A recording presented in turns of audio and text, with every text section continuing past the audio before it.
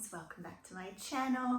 Some of us can watch something, read something, and walk away with just a simple sense of I liked it or I didn't like it. So yeah, some people, for example, watched the Barbie movie and were just able to either have a thumbs up or a thumbs down reaction, and that's it. And they could just move about their day without any further thought. And that's great. I think it's nice to be able to consume a piece of media with just this simple opinion as a reaction and to just carry on without thinking too much about it. But some of us, unfortunately, have learned the art or the burden of literary analysis, and we can't simply do that. We can't just consume our media and take it at face value and not look deeper into the thematic elements or the context in which it was created.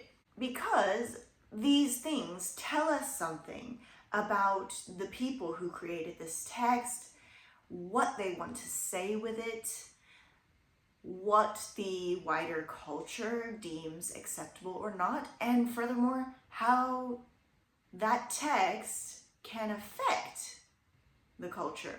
But why does this matter? So I'm gonna sound a little bit of a conspiracy nut here. It wouldn't be the first time, and it will not be the last, but we do absorb the ideals and messages in our media, especially those that we are exposed to repeatedly, and especially those that we're exposed to from a young age. How many times have you seen memes about, the reason my standards are so high is because of Wesley from The Princess Bride, or something like, in both The Beauty and the Beast and Ever After, how both the female main characters are really into reading, and these memes about I wish I could also be courted by way of library, that kind of thing, something to that effect.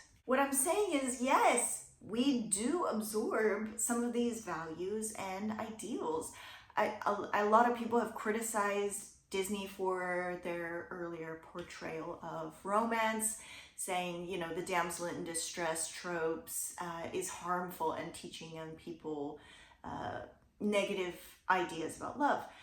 And we've also heard, the constant war against violence and sex in media, and the reason being that it influences people. And of course, there are huge limitations to this. I think it's important to note that, a few rounds of Call of Duty isn't going to turn you into, let's say, someone who takes weapons somewhere and uses them. However, I do absolutely believe that when we are repeatedly exposed to certain types of media and we consume them mindlessly with no concept of a conscious analysis, that they can indeed be influential and even harmful. So this is one reason why literary analysis and media literacy is so important. Instead of mindlessly consuming and letting the narrative wriggle its way into your subconscious, we can just unpack these things consciously and decide how much you want to let it in and be a part of your lives or not. We can make notes on what we agree with and what we don't, and we can also be aware of and be conscious of the things that we consume and the things that we choose not to consume. So this all reminds me of something that my mother did when we were little. I grew up pretty sheltered. She was very picky about what we were allowed to watch. And I do think it was a double-edged sword. On the one hand, I'm really glad that she cared about keeping us away from inappropriate media when we were little.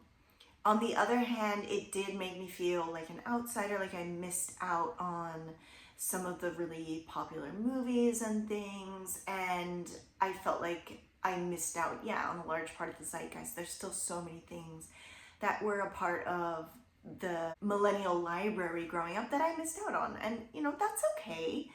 But another thing that she would do is literally what I'm talking about. She would offer some brief commentary about what we were watching and the values that were being displayed and what she thought about them. And one of these moments, which is the clearest in my memory, is we were watching The Sound of Music, the classic Sound of Music with Julie Andrews and Christopher Plummer.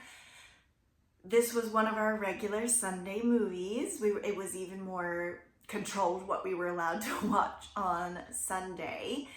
And in particular, it was the scene in the gazebo with We All Know and Love, with Liesl and Rolf singing I Am 16 Going on 17. That scene is absolutely gorgeous. The song, the dancing, the gazebo in the rain. It's what preteen girl wouldn't watch that and think to herself, that is the kind of romance that I want. Now, my mother's qualm was not the fact that Liesl is still a child, nor was it the fact that they're alone in the gazebo at night together. I think she let those facts slide and she focused on the really important part in her mind. I remember she paused after the scene and she said, girls, I want you to know that what Rolf is saying to her is not right. It's not right for a girl to be blindly led by a man like this. He's basically saying that he needs to control her because she's not responsible enough to control herself. And that's a very wrong and toxic concept. And when she said this at the time, I remember just rolling my eyes and being like, yeah, push play. But I still remember that, and I can see now how important it was for her to make us understand that, it's a scene that so many of us have watched and loved, and young girls can easily want to see themselves living through this kind of experience and a romance that they would want to emulate. But it's also exhibiting this toxic idea of a girl not being smart or capable enough to be independent, so she needs a man to take care of her. And I think, furthermore, this is an integral part of the subtext here. I think that Rodgers and Hammerstein were aware of it and they put it in intentionally. After all, Rolf is a subversive character. But at the age of 10, I was too little to understand all of that. So it was really important that my mother gave us her commentary at that time. Thus, literary analysis is important. Understanding the structure and the creative process that goes into a piece, the context that it was written in, and being able to go through the themes and uncover what's being said here is a way of protecting yourself from being influenced. If you're still skeptical about this idea and you think that your mind is an ironclad fortress that has never been influenced by a single thing that you've seen or heard, let me just offer another example. If you watch any movie from, say, before the 70s, 60s, stuff like that, you will see and hear things that are absolutely unacceptable in today's society. And as an example, I'll just talk about some of the racial stereotypes in old movies and TV. So think about maybe a little more of an innocent example, the Siamese cat twins in The Lady and the Tramp. Their names are Cy and M. They're Siamese twins, get it? And they've got the slanted eyes and the buck teeth. They speak in that stereotypical accent, and they're portrayed as cunning and mischievous. It's just all kinds of crazy stereotypes packed into one. So imagine watching that as a child. You're already living in a time and place where racism against Asians exists. And imagine how that portrayal can reinforce those ideas. When we were kids, I grew up in a very monocultural place. And yeah, there were plenty of Asian stereotypes and racism against Asian people. Kids would do the thing of pulling their eyes to the side and, saying ching chong, whatever. Or there was the playground rhyme that we all know: Chinese, Japanese, dirty knees, look at these. And my dad would say ridiculous things like, oh, those Chinese names, it sounds like they dropped a bunch of silverware on the ground. Or even positive stereotypes that exist. Oh, they're just smart because they're Asian. All of this would have been exacerbated by harmful portrayals in the media. They create this feedback loop. I saw it on TV, I repeated it, and because it's acceptable, more movies and TV shows will do it.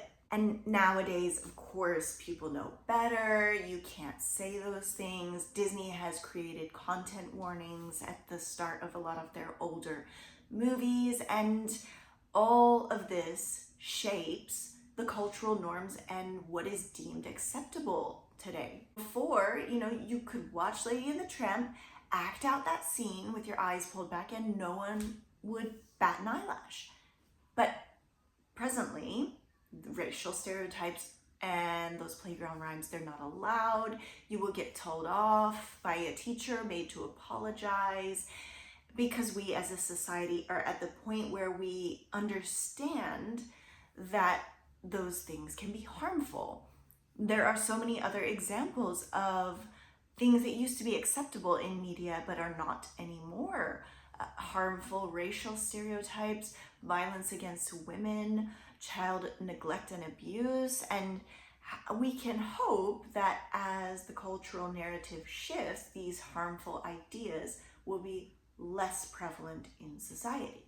Yes, media of all kinds can influence people both personally and culturally. What we witness in movies, TV, news, and literature is representative of what is acceptable at any given time in history and society. Therefore, it is paramount to be able to have media literacy and analytical skills to not only be mindful of what you consume, but what you accept as truth. Storytelling and communication shapes our very world.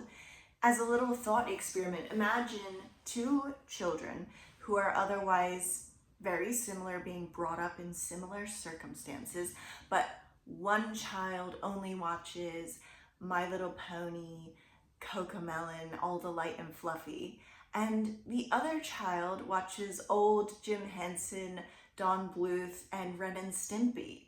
You are going to have two very different children. They're going to have different imaginations, different ideals, different concepts about how the world works, and they're going to interact with their peers differently. So when I analyze a text, these are the things that are going through my mind. What elements are we working with here? And how do they influence the individuals and the society that consumes them? Literary analysis teaches us about the time and place that a piece was created. It teaches us about the person who created it, and it gives us a peek into the collective unconscious. By being aware of this, I can have a better chance of defending myself against any negative or dubious concepts that I simply can do without.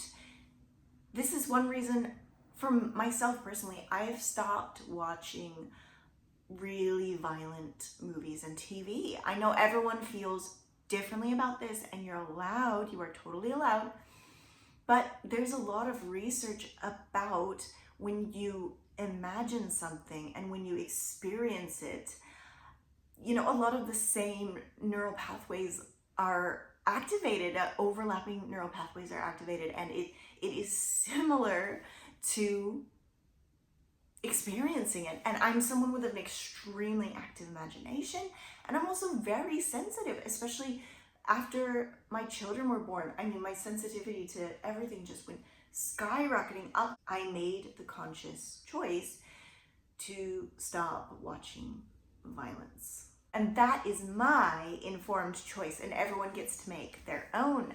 But if you don't have any analytical techniques or critical understanding of how to unpack a text, How are you going to make those choices for yourself? Well, folks, follow along with me and I will help you.